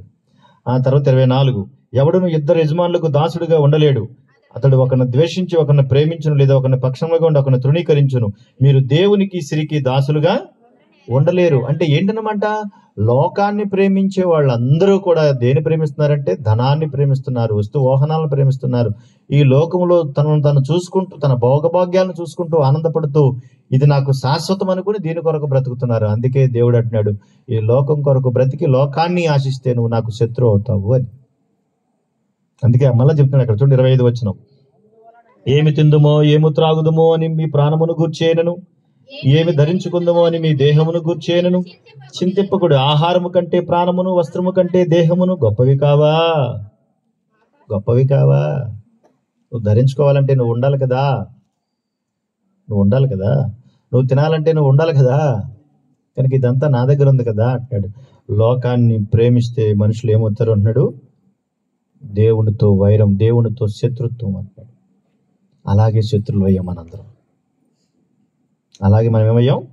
శత్రువులు అయ్యాం. మరి దేవునితో శత్రుత్వం అంటే మనల్ని కాపాడే నాథుడు ఎవరు? మాట్లాడేది. దేవునితో శత్రుత్వం మనల్ని ఎవరు కాపాడతారు? ఇక దేవునితోనే శత్రుత్వం పెట్టుకుంటే, పాపం చేసి ఆయనతో శత్రుత్వాన్ని పెట్టుకున్నాం, బలహీనమయ్యి ఆయనతో శత్రుత్వాన్ని పెట్టుకున్నాం, లోకాన్ని ప్రేమించి కూడా ఆయనతో శత్రుత్వం పెట్టుకున్నాం. అమ్మో, జీవము గల దేవుని చేతిలో పడుట భయంకరం అన్నాడు కదా, భయంకరం అన్నాడు. అప్పుడప్పుడు కొంతమంది ఎలా అంటారు, ఆ దేవుడు దిగొచ్చిన నన్నేమీ చేయలేడు అంటాడు. ఏంటి దేవుడు దిగి రావాలి ఇప్పుడు నీకోసం? దేవుడితో శత్రుత్వం అంటే అదే. పిల్లరా, మనం ఏదైనా మనం మాట్లాడుకోవాలి కానీ దేవుని దాకా ఎప్పుడు వెళ్ళకూడదు. అది చాలా ప్రమాదం. మనం మాట్లాడుకోవాలి, కోపం ఉంటే మాట్లాడుకోవాలి, కానీ దేవుని దాకా ఎప్పుడు వెళ్ళకూడదు. ఆ దేవుడు అడ్డం వచ్చినా నువ్వు నిన్నెవడో కాపాడలేడు రా అంటూ ఉంటాడు. ఒక ఆయన అంటాడు, నిన్ను సృష్టించిన నీ దేవుడి వల్ల కాదంటాడు. అమ్మ బాబోయ్, దేవుడి వల్లే కాదంట. దేవుడు అంటున్నాడు, నువ్వు లోకాన్ని ప్రేమించిన నాకేమైపోయావు? శత్రుత్వం. అంటే నువ్వు దేవునితో శత్రుత్వాన్ని పెట్టుకుంటున్నావు. అది భయంకరమైన పరిస్థితి. ఆ శత్రుత్వం ఎవరికి మంచిది కాదు. ఎందుకు అనంటే దేవునితో శత్రుత్వం ఉండడం వల్ల మనం భయంకరమైనటువంటి ప్రమాదంలో ఉంటాం. అందుకనే దేవుడు ఏం చేశాడంటే ఆ శత్రుత్వాన్ని నుండి మనకి సమాధానం కావాలి. ఏ దేవుడితో అయితే మనం లోకాన్ని ప్రేమించి పాపం చేసి బలహీనమై శత్రుత్వాన్ని పెట్టుకున్నామో ఆ శత్రుత్వాన్ని తీసివేసి దేవునితో ఉన్నటువంటి బంధాన్ని మనం కనెక్ట్ చేయాలి. తిరిగి దేవుని దగ్గరికి మనం నడిపించాలి. అలా నడిపించాలంటే సామాన్యంగా అయ్యే పని కాదు. అందుకే యేసుక్రీస్తు ప్రభువారిని లోకానికి పంపించాడు ఆయన. ఎందుకు అనంటే దేవునితో మనకు సమాధాన బంధాన్ని కలిగించడానికి.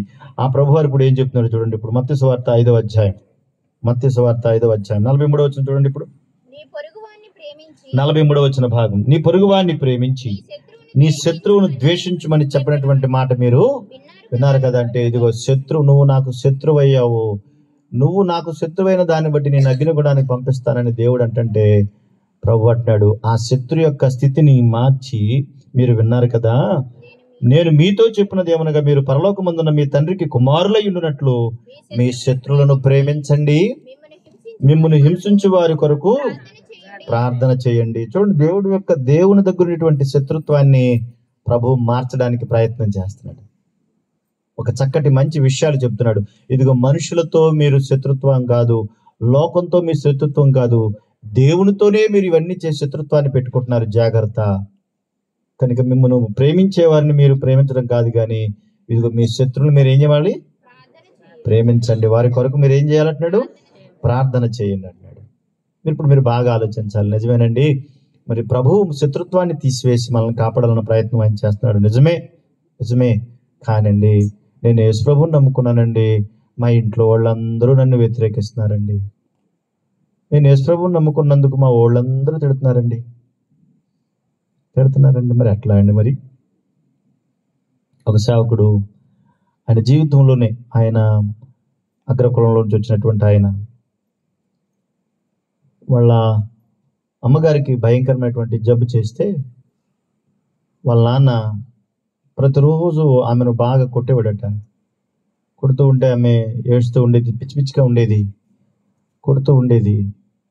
ఇతను తండ్రిగా ఉండి బాగా కొడుతూ ఉంటే ఏం చేయాలో అర్థం బాధపడుతూ ఉంటే ఆ కుటుంబం అంతా కలిసి, ఆ తండ్రి కూడా కలిసి ఆయన తల్లిని ఇంకా చంపేయాలని నిర్ణయం తీసుకుని వాళ్ళు చంపడానికి సిద్ధపడ్డారు. ఆ సమయంలో ఎవరో, మీలాంటి వారు నాలాంటి వారు ఎవరో దేవుడు మొత్తమే పంపించాడు. ఆమె ప్రార్థన చేయడానికి వెళితే ఆమెను కూడా కొట్టారు. అయితే ఏదో రకంగా ప్రార్థన చేస్తే ఆమె బాగుపడుతుంది అని ఆ చిన్న యవనస్తుడు నమ్మి విశ్వాసం ఉంచి ప్రార్థన చేసుకుని దేవుని దగ్గరికి వెళితే ప్రభు కృప వల్ల ఆమెకి ఆ పిచ్చి కుదిరి కాస్త బాగుండేటువంటి స్థితికి వచ్చింది. అలా స్థితికి వచ్చినప్పుడు వాళ్ళ అమ్మగారికి జరిగినటువంటి ఆ కార్యాన్ని చూసి ఆ యవనస్తుడు ప్రభువుని నమ్ముకోవడం మొదలుపెట్టాడు. వింటున్నారా? అప్పుడు నెమ్మదిగా ప్రార్థన చేసుకుంటున్నాడు, వాక్యం వింటున్నాడు, ఎవరన్నా దేవుని మాటలు చెప్తే ఆసక్తితో వెళ్తున్నాడు. అలాంటి స్థితుల మధ్య వాళ్ళ నాన్నగారు, నీకు పిచ్చి పట్టిందిరా, నీకు మెంటలు వచ్చిందిరా, అసలు ఎక్కడా లేనటువంటి ఈ మతాన్ని తీసుకొచ్చి మా పేద రుద్దుతావురా నువ్వు, మన కులం ఏంటి, మన మతం ఏంటి, మన ప్రాంతం ఏంటి, మనకున్న పలుకుబడి ఏంటి, ఏంట్రా ఈ పిచ్చి పని అని చెప్పేసి వాళ్ళ నాన్న తన్ని తరిమేశాడు. అతను బయటకు వచ్చేసాడు. ఆ తర్వాత అలాగే బ్రతుకుతున్నాడు. ఆ కుటుంబంతో సంబంధాలు ఉన్నాయి కానీ ప్రేమానురాగాలు లేవు. ఎందుకు ఇదంతా? దేని కొరకు అంటే ప్రభువును నమ్ముకున్నందుకు. ఆ తర్వాత ఒక రోజున వాళ్ళ పెద్ద ఫ్యామిలీ అంటండి, వాళ్ళ అక్కగారు, వాళ్ళ కుటుంబంలో వాళ్ళ బావగారు వాళ్ళ అక్కని కొట్టేస్తున్నారట. వేరే విజయవాడ దగ్గర ఏదో ఊరు కొట్టేస్తుంటే అందరూ వెళ్ళి అడిగారు. తర్వాత నెమ్మదిగా ఇతను కూడా ఓ రోజు వెళ్ళి బావా ఎందుకు మా అక్కను కొడుతున్నావు, ఎందుకు ఇలా చేస్తున్నావు అంటే, నీ వల్లేరా అన్నాడట. నా వల్ల? నేనేం చేశాను అంటే, ఆ దిక్కుమాలిన మతాన్ని తీసుకొచ్చి నువ్వు రుద్దావు.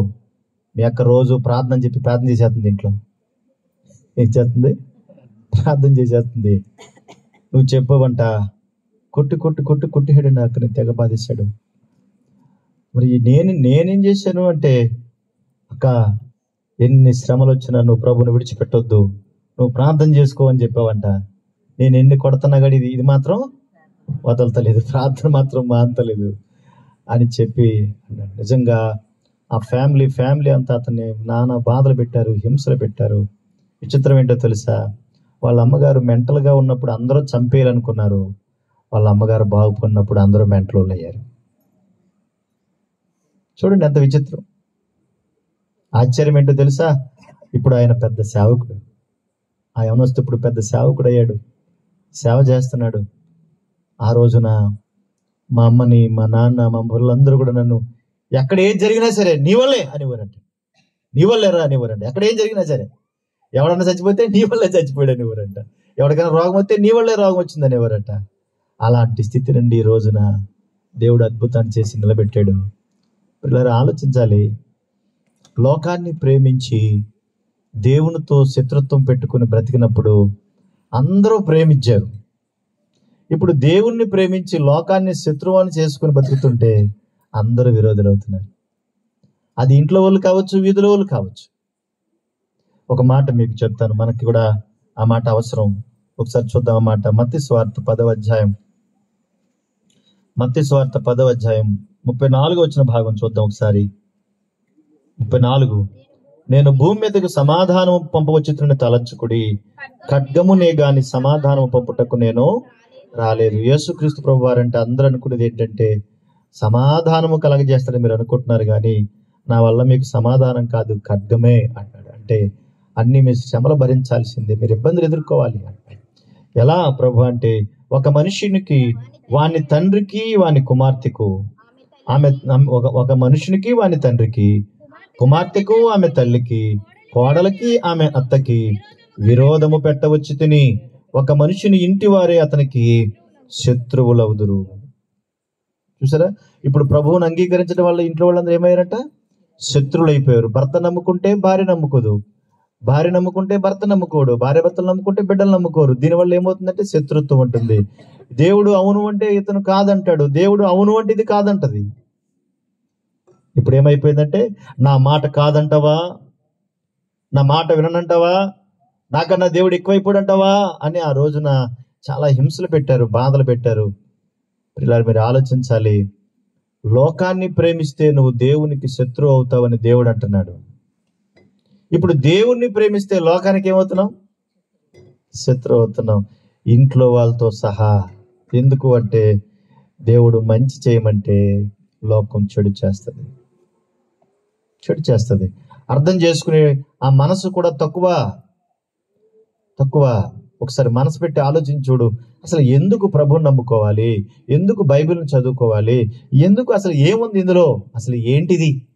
ప్రతిదానికి ప్రభా ప్రభా ప్రభు అంటారేంటి వీళ్ళు, అసలు ఏమైంది వీళ్ళకి అని ఒకవేళ మనసు పెట్టి ఆలోచిస్తే దేవుడు నీతో మాట్లాడతాడు. దేవుడు నీతో మాట్లాడతాడు, నీ హృదయ తలుపులను తెరుస్తాడు. దేవుని గురించినటువంటి ఆ వక్ర భాష్యం నుండి బయటికి రా. ఎన్నాళ్ళు దేవునికి విరోధంగా బ్రతికి నువ్వు శత్రువు అవుతావు? ఎన్నాళ్ళు దేవునితో శత్రుత్వాన్ని పెంచుకుని విరోధంగా బ్రతుకుతావు? ఎన్నాళ్ళు ఇలా బ్రతికి దేవునితోనే గొడవపడతావు? అది ప్రమాదం కదా, అది ప్రమాదం కదా. ఒకప్పుడు మీరు పాపులుగా ఉన్నారంటున్నాడు, ఒకప్పుడు మీరు బలహీనులుగా ఉన్నారంటున్నాడు, ఇప్పుడు మీరు శత్రులుగా మారారంటున్నాడు. అంటే దేవునితో శత్రుత్వాన్ని పెట్టుకుని భయంకరమైన పాపాత్ములుగా మారిపోయినటువంటి మన పరిస్థితి ఎంత దౌర్భాగ్యమో ఇప్పుడు ఆలోచించాలి, ఇప్పుడు ఆలోచించాలి. ఒక ఇంటి వారే శత్రువులు అయిపోతున్నారండి. కారణం ఏంటంటే అత్త నమ్ముకుంటుంది, కోడలు నమ్ముకోదు. మీరే అంటారు కదా, ఒకే ఇంట్లో 2 పొయ్యిలు ఉండొచ్చా, 2 పొయ్యిలు ఉండొచ్చా, మాట్లాడరే, పెట్టకూడదమ్మా అలాగా అని మీరే అంటారు కదా. ఇక్కడ కూడా అదే సమస్య. పెట్టకపోవడం పెద్ద సమస్య. పెడితే అది వారిలో ఉన్నటువంటి ఐక్యతా భావం దెబ్బతిన్నట్టు లెక్క. ఇక్కడ కూడా అంతే. దేవుని నమ్మి ఒకరు, దేవుని నమ్మకుండా ఒకరు దేవునితో బంధాన్ని పెనవేసుకోవాలని దేవుడు కోరుతున్నాడు, కానీ దేవునితో శత్రుత్వం పెట్టుకోమని కాదు. అందుకే అంటున్నాడు, దేవుడు తన ప్రేమను వెల్లడిపరచి ఉన్నాడు. ప్రభా, ఎలా వెల్లడిపరిచావు ప్రభా, ఏ విధంగా చేసావు ప్రభా అనంటే, నువ్వు లోకాన్ని ప్రేమించి నువ్వు శత్రుత్వాన్ని పెట్టుకుని నాకు విరోధమయ్యావు. 10వ వచనం, రోమిలికి రాసిన పత్రిక 5:10, ఎలయనగా శత్రువులమై ఉండగా ఆయన కుమారుని మరణము ద్వారా మనము దేవునితో సమాధానపరచబడిన ఎడల సమాధానపరచబడిన వారమై ఆయన జీవించుట చేత మరి నిశ్చయముగా రక్షింపబడుదుము అన్నాడు. అంటే ప్రభు ఏం చేశాడో తెలిసి, ఇప్పుడు దేవునికి శత్రువులైనటువంటి మనలను ఒక చేత్తోనేమో దేవుని చేతిని మన దగ్గరికి తీసుకొచ్చాడు, మరొక చెయ్యి ఆయన చేతిలో పెట్టుకున్నాడు. ఈ 2 చేతులు తీసుకొచ్చి మనల్ని కలిపాడు. ప్రైజ్ ది లార్డ్, ఆమేన్. ఒక పక్క దేవుని చేతిని మన దగ్గరికి తీసుకొచ్చాడు, మరో చేతిని ఆయన పట్టుకున్నాడు. ఆయన చేతిని మన చేతిని ఏం చేశాడు? ఆయన కలిపాడు. సమాధాన బంధం, సమాధాన స్థితి, సమాధాన కారకుడు. ఎంత అద్భుతం అది కదా. దేవుని దగ్గర నుండి మనకు ఉన్నటువంటి ఆ భయంకరమైన పాపపు స్థితి నుండి, బలహీన పరిస్థితి నుండి, శత్రుత్వాన్ని నుండి తీసి సమాధానపరిచి మనను ఐక్యం చేసి నిలబెట్టాడంటే మన ప్రభు ఎంత గొప్పవాడు. అందుకే మన ప్రభు దగ్గర ఉన్నటువంటి ఆయుధం ఏంటో తెలుసా? ప్రేమ. అంతే, ఇంకేం లేదు ఆయన దగ్గర. ఏముంది ఆయన దగ్గర? ప్రేమ. ఆ ప్రేమ అనేటువంటి బంధాన్ని, ప్రేమ అనేటువంటి ఆయుధాన్ని ఆయన పట్టుకుని అనేకుల ఎదుట నిలబడ్డాడు. నేను పాపులనే పిలువచ్చుతుని కానీ నీతిమంతులను పిలువ రాలేదు. చివరికి ఒక మాట చెప్పి ముగిస్తాను. చూద్దాం ఒకసారి రోమిలికి రాసిన పత్రిక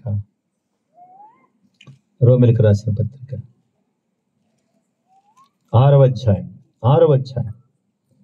22వ వచన భాగం. ఆయనను ఇప్పుడు పాపము నుండి విమోచింపబడి దేవునికి దాసులైనందున పరిశుద్ధత కలుగుటయే మీకు ఫలము. పాపము నుండి ఎక్కడ తీసుకొచ్చినట్టు మనల్ని? పరిశుద్ధతలోనికి. కనుక దాని అంతం నిత్య జీవము అన్నాడు. చూసారా, దేవుని దగ్గర ఉన్న బంధాన్ని పోగొట్టుకుంటే తిరిగి ప్రభు ఏం చేశాడు? తిరిగి మరలా బంధాన్ని కొనసాగించాడు, తీసుకొచ్చి ఆయన చేతిలో పెట్టాడు. ఎలయనగా పాపం వలన వచ్చు జీతము మరణము, అయితే అది దేవుని కృపావరము మన ప్రభు అయిన యేసుక్రీస్తునందు నిత్య జీవము అన్నాడు. లోకాన్ని ప్రేమిస్తే దేవునితో విరోధం, శత్రుత్వం. దేవుణ్ణి ప్రేమించాలంటే యేసుక్రీస్తు ప్రభు వారు ఆహ్వానం పలుకుతున్నాడు. నీ భక్తిహీనత అనే బలహీనతల నుండి నువ్వు బయటకు రావాలి. నీ పాపపు స్థితి నుండి నువ్వు బయటకు రావాలి. వీటి వలన వచ్చినటువంటి దేవునితో ఉన్న శత్రుత్వం నుండి బయటికి రావాలి. ప్రభా, నన్ను మన్నించు నాయనా, నన్ను క్షమించు ప్రభా. నిజమే, నేను పాపమే చేసి నీకు విరోధమయ్యాను. ఇది భక్తి అనుకున్నాను, ఇలా బ్రతికితే చాలనుకున్నాను. అలా అనుకుని లోకాన్ని ప్రేమించాను. ఈ లోకాన్ని ప్రేమించి నీకు శత్రువు అయ్యాను. ప్రభా, నన్ను మన్నించు, నన్ను క్షమించు నాయని హృదయపూర్వకంగా ఆయన వేడుకుంటే తప్పకుండా దేవుడు నిన్ను నన్ను క్షమిస్తాడు. ఆయన హక్కును చేర్చుకుంటాడు. ఆయన చిత్తానుసారంగా ప్రతి పాపాన్ని కడిగి శుద్ధి చేస్తాడు. హృదయపూర్వకంగా మారు మనసు అనుభవాలు లోపలికి వస్తాయి. చేతనైతే ప్రేమించు, ద్వేషించొద్దు. శత్రువును సైతం ప్రేమించే ప్రేమ ఆయనది. శత్రువును సైతం చంపమనే ప్రేమ లోకానిది. కనుక లోకపు పోకడ మంచిది కాదు. దేవుని ఎదుట మన విశ్వాసాన్ని, మన నమ్మకాన్ని కాపాడుకోవాలి. ఒకప్పుడు మనం తెలియనటువంటి స్థితిలో ఇలాగున్నాం. ఇప్పుడు చాలా మంది తెలిసి కూడా ఇలాంటి స్థితిలో ఉంటున్నారు. వీటి నుంచి మనం బయటకు రావాలి. దేవునికి మనం దగ్గరగా బ్రతకాలి. అట్టి కృప ప్రభు మనందరికీ దయచేయను గాక. ఆమేన్. ప్రార్థన చేసుకుందాం. ప్రేమగల మా తండ్రి, పరిశుద్ధుడైన మా దేవా, మీకు స్తోత్రాలు. గత కాలమంతా మీ సహాయమును మాకు దయచేసి మమ్మల్ని ఆదరించి మీ కృపను అనుకూలపరిచి మిమ్మల్ని స్తుతించుటకు సహాయం చేశారు. ప్రభా, మేము బలహీనులము, పాపులము, శత్రువులము. మమ్మల్ని మీరు ఆదరించారు, మీరు కనికరాన్ని చూపించారు. మా ప్రభు అయిన యేసుక్రీస్తు వారి ద్వారా, వారి ప్రాణ త్యాగము ద్వారా మాకు గొప్ప రక్షణ భాగ్యమునిచ్చి నా తండ్రి మీతో సమాధానపరచి మమ్మల్ని దీవించి రాజులైన యాజక సమూహముగా మమ్మల్ని చేసుకుని మీ సొత్తైన ప్రజలుగా మమ్మల్ని దీవించినందుకు స్తోత్రాలు, కృతజ్ఞతలు దేవా. రాత్రి మీ ప్రియబిడ్డలు ఆంజనేయులు గారిని, సహోదరి కన్నును మీరు ప్రేమించి వారి కుటుంబాన్ని ఆదరించి ప్రభా ఈ మంచి కార్యక్రమం జరిగించడానికి ఇచ్చిన కృపంతటి కొరకు స్తోత్రములు. వారిని, వారి కుటుంబాన్ని బలపరిచి స్థిరపరిచి ప్రభా దైవిక అనుభవాలను ఇచ్చి వారి మనసు అనుభవాల్లోనికి మీరు నడిపింపచేయండి. కుటుంబాన్ని నీ వైపు ఆకర్షించి నడిపించమని ప్రార్థిస్తున్నాను. మా ప్రాంతాలను, మా వాడకొట్టు ప్రజలను ప్రభా, ఈ ప్రాంతాన్ని ఆనుకున్నటువంటి మా ప్రియ సహోదరి సోదరిమలందరినీ కూడా దీవించి వారిని, వారి కుటుంబాలను ఆశీర్వదించి క్రీస్తు ప్రేమ తత్వాన్ని ప్రభా మీరు అనుగ్రహ చేయమని, ఆదరించమని, ఆకర్షించమని మంచి కార్యక్రమంలో ఏకీపించిన ప్రతి వారిని బట్టి కూడా కృతజ్ఞతాస్తుతులు చెల్లించుకుంటూ సమస్త ఘనత, మహిమా, ప్రభావం మీరు పొందమని కోరుకుంటూ క్రీస్తు యేసు పరిశుద్ధ నామములో అడిగి వేడుకొనుచున్నాము తండ్రి. ఆమేన్. అందరికీ వందనాలు.